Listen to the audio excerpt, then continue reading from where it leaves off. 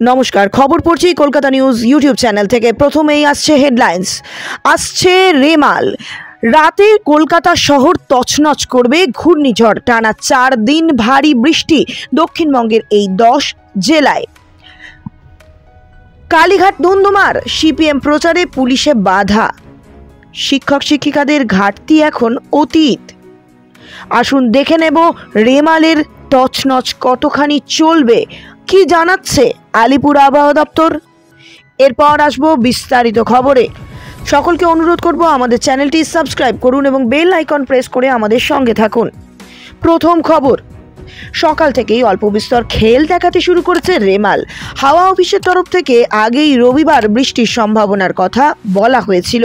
সেই পূর্বাভাস মিলিয়ে আজ সকাল থেকেই দক্ষিণবঙ্গের কলকাতা, সুন্দরবন, 2 চব্বিশ পরগনা সহ একাধিক জায়গায় শুরু হয়ে গিয়েছে বর্ষণ। আজ রাত 11টা থেকে 1টার মধ্যে পশ্চিমবঙ্গের সাগরদ্বীপ এবং বাংলাদেশের খেপুপাড়ার মধ্যবর্তী জায়গায় আছড়ে পড়বে রেমাল। আবহাওয়ার পূর্বাভাস বলছে, ল্যান্ডফলের সময় রেমালের গতিবেগ থাকবে সর্বোচ্চ ঘন্টায় 135 কিলোমিটার। আজ সকাল থেকেই দক্ষিণবঙ্গের নানান জায়গায় দেখা যাচ্ছে আকাশের মুখ ভার। সেই সঙ্গে কোথাও কোথাও অল্প বিস্তর বৃষ্টিও, কোথাও আবার জোরে হাওয়াও বইছে। মুর্শিদাবাদে যেমন আজ গোটা দিন বৃষ্টির সম্ভাবনা রয়েছে। বজ্রবিদ্যুৎ সহ ভারী বর্ষণ এবং ঝোড়ো হাওয়া বইতে পারে জেলায়। সেই সঙ্গে অতিরিক্ত বৃষ্টির কারণে কিছু কিছু এলাকায় জলমগ্নও হতে পারে। আজ ভারী বৃষ্টির কারণে তাপমাত্রাও খানিকটা কমবে বলে জানিয়েছে হাওয়া অফিস। আজ মুর্শিদাবাদের সর্বাধিক তাপমাত্রা 30 ডিগ্রির কাছাকাছি থাকবে। অন্যদিকে সর্বনিম্ন তাপমাত্রা থাকবে 27 ডিগ্রির আশেপাশে। মুর্শিদাবাদের পাশাপাশি দক্ষিণবঙ্গে আরও বেশ কয়েকটি জেলায় ভারী বৃষ্টিপাতের পূর্বাভাস রয়েছে। পূর্বাভাস বলছে, ঘূর্ণিঝড় রেমালের সর্বাধিক প্রভাব পড়তে পারে 2 চব্বিশ পরগনায়। ইতিমধ্যেই আবহাওয়া দপ্তরের তরফ থেকে কলকাতা সহ 6টি জেলায় লাল সতর্কতা জারি হয়েছে। কলকাতার পাশাপাশি হাওড়া, হুগলি, 2 চব্বিশ পরগনা এবং পূর্ব মেদিনীপুরে লাল সতর্কতা জারি করা হয়েছে। এই জেলাগুলিতে ভারী বৃষ্টিপাতের সঙ্গে ঘন্টায় 70 থেকে 80 কিলোমিটার গতিতে চলবে ঝোড়ো হাওয়া। পরবর্তী গুরুত্বপূর্ণ খবর হলো, শিক্ষক শিক্ষিকাদের ঘাটতি অতীত। বদলে গিয়েছে উচ্চ মাধ্যমিকের সিলেবাস। এই বছর থেকে উচ্চ মাধ্যমিক স্তরের পড়াশোনা শুরু হতে চলেছে সম্পূর্ণরূপে নতুন সিলেবাস অনুযায়ী। প্রায় 11 বছর পর বদল আনা হলো উচ্চ মাধ্যমিকের সিলেবাসে। এই বছর মাধ্যমিক দিয়ে একাদশ শ্রেণীতে উত্তীর্ণ হওয়া সকল পড়ুয়ারা কিন্তু নতুন সিলেবাসে পড়াশোনা শুরু করবে। শুধু সিলেবাসই নয়, পাশাপাশি আমূল পরিবর্তনও এসেছে পরীক্ষার পদ্ধতিতে। আর সেই তালে তাল মিলিয়ে একের পর এক পদক্ষেপ নিচ্ছে উচ্চ মাধ্যমিক শিক্ষা সংসদ। বিষয়ভিত্তিক পড়াশোনার জন্য শিক্ষক শিক্ষিকাদের মধ্যে অভাব রয়েছে রাজ্যের স্কুলগুলিতে।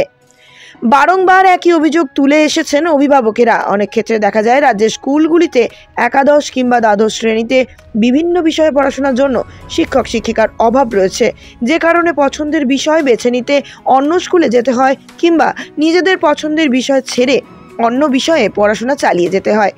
সংসদ সূত্রে খবর, এই সমস্যার সমাধান করতেই এবার নয়া উদ্যোগ নেওয়া হচ্ছে। জানা যাচ্ছে, এই ক্লাস্টার পদ্ধতিতে স্কুলের শিক্ষক শিক্ষিকাদের অভাব পূরণের পাশাপাশি কলেজের অধ্যাপকদেরও পড়াশোনার জন্য পাঠানোর ব্যবস্থা করা হতে পারে। এখনও পর্যন্ত এই নিয়ে আনুষ্ঠানিক কিছু না বললেও সংসদ সূত্রে এই নয়া আপডেট মিলেছে। যদি সত্যিই এই পদ্ধতি চালু হয়, তবে এর দ্বারা বহু ছাত্রছাত্রী উপকৃত হতে চলেছে বলে মনে করা হচ্ছে। এর পরবর্তী খবর হলো, কালীঘাটে ধুন্ধুমার, সিপিএম এর প্রচারে পুলিশি বাধা। আগামী 1 জুন 7ম দফা হলেই রাজ্যে ভোট গ্রহণ সম্পন্ন হবে।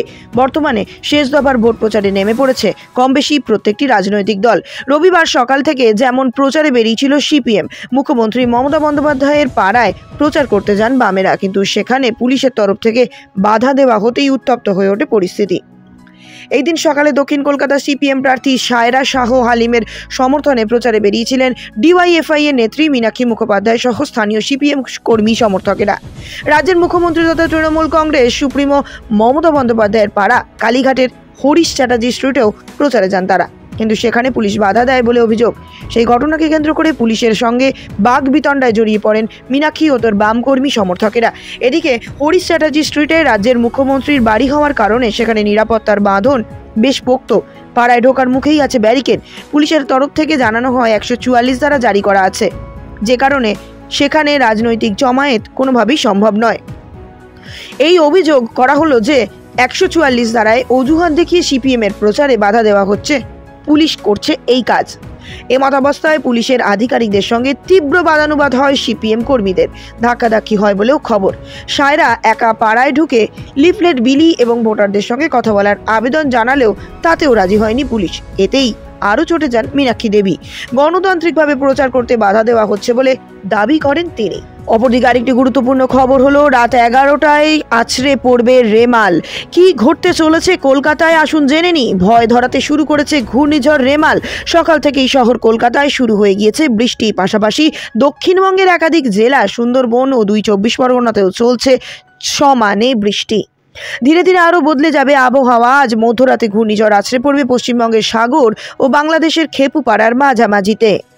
আবহাওয়ার খবর অনুযায়ী আজ রাত 11টা থেকে 1টার মধ্যে আছড়াতে চলেছে ভয়ঙ্কর শক্তিশালী এই রাক্ষসে ঘূর্ণিঝড়। পূর্বাভাস অনুযায়ী ল্যান্ডফলের সময় ঘন্টায় সর্বোচ্চ 150 কিলোমিটার বেগে আছড়ে পড়তে পারে রেমাল। আগামী কয়েক ঘন্টার মধ্যে অতি শক্তিশালী ঘূর্ণিঝড়ে পরিণত হবে রেমাল। রেমালের প্রভাবে আজ থেকে দক্ষিণবঙ্গের জেলাগুলিতে চলবে তুমুল ঝড় বৃষ্টির রেস থাকতে পারে আগামী বুধবার পর্যন্ত। রেমাল ঝড়ের সর্বোচ্চ প্রভাব পড়বে দক্ষিণবঙ্গের উত্তর 24 পরগনা, দক্ষিণ 24 পরগনা এই 2 জেলায়। 2 24 পরগনায় ঘন্টায় 110 থেকে 120 কিলোমিটার গতিবেগে ঝড় বইতে পারে। কখনো কখনো সেই ঝড়ের গতি বৃদ্ধিও পেতে পারে ঘন্টায় 130 কিলোমিটার। এই 2 জেলায় চূড়ান্ত সতর্কতা জারি করা হয়েছে।